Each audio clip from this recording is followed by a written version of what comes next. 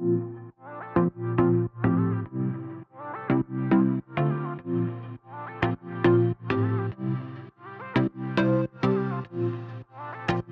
familiar package gets a makeover. Rooted in the Gen 3 design, the JOOLA Mod TA15 offers loads of technology, wrapped up into a pro player package.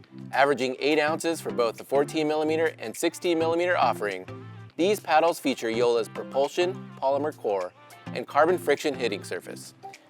It's a little bit like deja vu. I feel like we've been here before. We're holding the Perseus Mod TA15.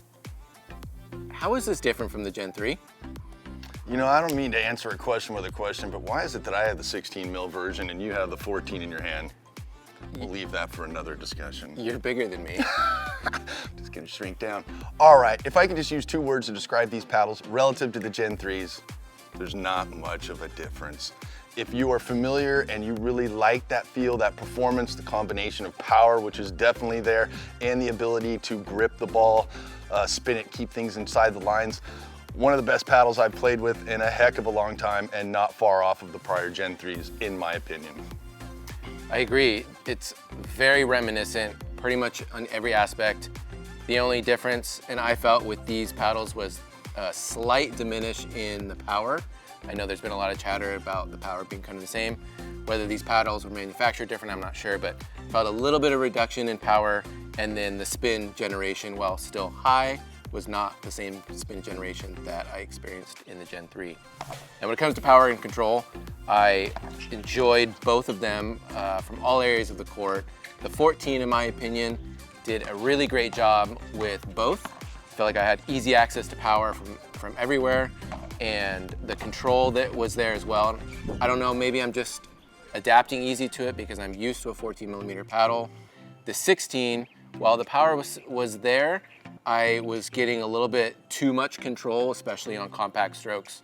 At the non-volley zone, I felt like the ball was really just dying on the face of the paddle. Again, I don't know if that's just my time to adapt to it or not, but that's what I experienced power control wise. I agree, there is a contrast between the 14 and 16. I didn't ever feel like my shots were sitting too long, dwelling too long on the surface of the paddle. I was able to get them off, but I would like to talk about not just how I felt about playing with the paddle, but about being on the other side or the opposite of the business end of that paddle. So Will and I played with these paddles. I played against him with the paddle.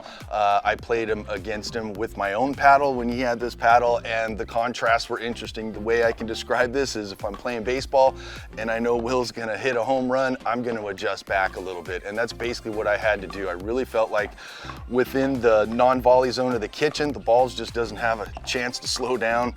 Play is intense. If you're looking for speed up volley, high quality, this is definitely a paddle that will give that to you. I definitely noticed playing with my own paddle against this paddle, there seems to be somewhat of an advantage to the person, power and spin wise. Not knocking anything about your game, you're an incredible player, but I would say all your shots were like maybe a few percentiles better, and that made me really adjust and wake up to smell the coffee, so to speak. So I definitely feel like if you're looking for a lively paddle that is control oriented enough to keep it inside the lines and enhance all your shots a little bit, I know that's a long-winded answer, but these paddles definitely give it to you. Question, did this perform power-wise similar to the Gearbox Pro Series in your opinion? Yes, the power was there. I would say you were talking about the Ultimate Pro, the 16mm version.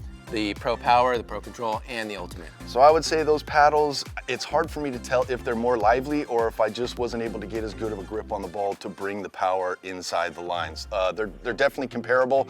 I'm gonna give the nod or the reward in spin potential back to the MOD TAs. I think the Gearbox Pro Series, all 3 of those that I mentioned, are still the hardest hitting paddles on the market. This is a powerful paddle, but I don't think it stacks up in that regard. The spin on this one is definitely better than the Gearbox if you were comparing the two. And I appreciated all the spin that I got out of this. Again, wasn't the same that I saw in the Gen 3, but it was really a lot of spin and pretty much more than I needed.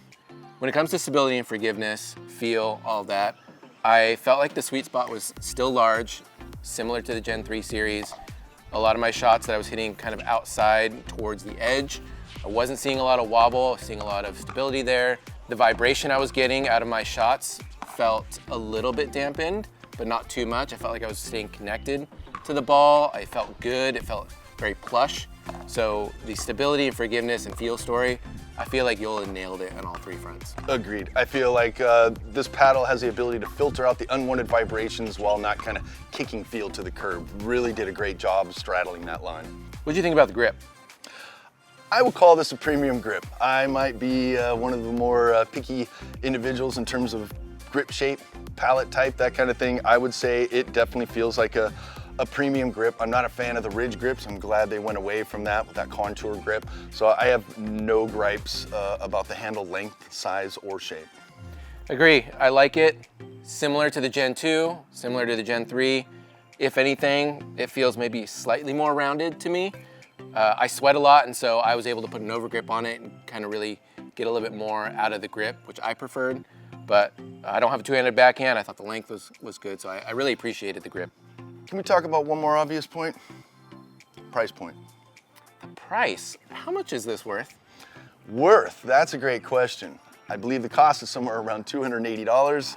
That is a pricey paddle. I will give these paddles a nod saying they are some of the best playing and performing and feeling paddles I have played with. Is it worth the cost? Right, jury's out. At $280, I expect the world from a paddle, and honestly, I feel like JOOLA delivered. It is a premium paddle from all areas of the court. Now I play with $150 Franklin Dynasty paddle, and this is $130 more. Is it worth it to me? Probably not, because I'm getting everything I want out of that Franklin. Now, it's got a 6-month to 1-year warranty, so that really adds to the value. But if I was gonna recommend this to any player, probably not a beginner. I don't feel like a beginner is gonna get everything out of this paddle, especially for that price point. An intermediate player, 3.5 to 4.5, I feel like this is the best suited for. People trying to improve their game. This is gonna pick up all the areas where you're kind of lacking. An advanced level player, I feel like you're almost cheating at this level. Yes, I'm in agreement. I will add one more thing to that, and that is durability. I'm actually okay with paying a premium price for a premium paddle. However, I would expect this paddle to last maybe 2 seasons worth of play. And at this point, we don't really know how long they're gonna kind of keep their spin and power the same, if they're gonna delaminate or that kind of thing. But for now, I can't coax one bad feeling or one bad shot out of it. I absolutely love playing with these paddles. Out of the two, I preferred the 14 millimeter. Again, I just got everything I needed out of it. I will be playing with this a lot in the foreseeable future, so I plan on updating this video in the comments with durability, whether it becomes more lively, and that sort of thing. So be on the lookout for that. Which one did you prefer? The 16. I love elongated shapes. Most of the time it's a 16 millimeter, kind of that cushions the ball and holds it on there for a longer time and lets me take a longer swing or a faster swing in most circumstances. If I get in near the net, it's still very accommodating. I can shorten up my swing and I still get a very predictable dink response from anywhere in the court, mid-court as well. And that's all we have for you for today's video. If you'd like to learn anything more detail-oriented about these new JOOLA paddles or anything else pickleball related, be sure to visit pickleballwarehouse.com or totalpickleball.com.au.